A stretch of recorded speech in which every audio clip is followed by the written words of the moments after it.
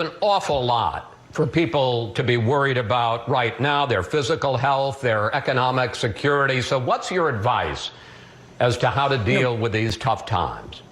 You know, Chris, there is a lot of negativity and reason to worry and be afraid. But I think that's when we have to make that choice to live from a place of peace and not a place of fear.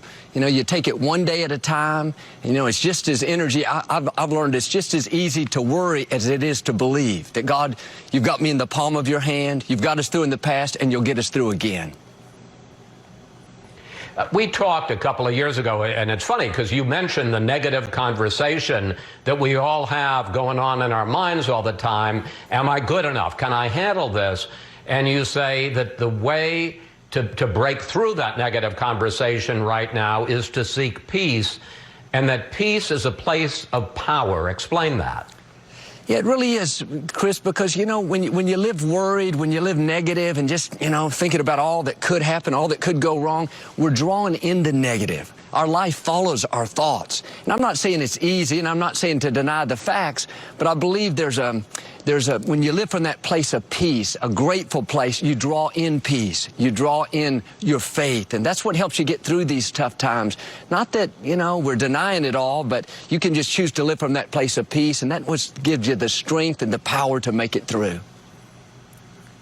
You say, and you just mentioned it here, find something to be grateful for. But when you're worried about your health, maybe you've got a relative who's got the virus. When you're worried about your 401k, you see those numbers ticking down all the time.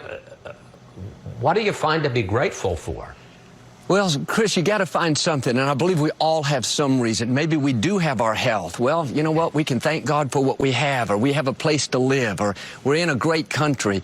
I just think you have to make that shift that, hey, this is another day that God's given me. It's a gift. I can choose to live it negative, bitter, discouraged, or I can say I'm going to make the most of this day. Maybe I'm going to spend a little more time with my family. I'm going to be, you know, maybe it helps me get things more in perspective. I'm going to find something maybe I wouldn't normally be grateful for, just the fact that I'm alive and healthy, or, you know, something like that, just to start the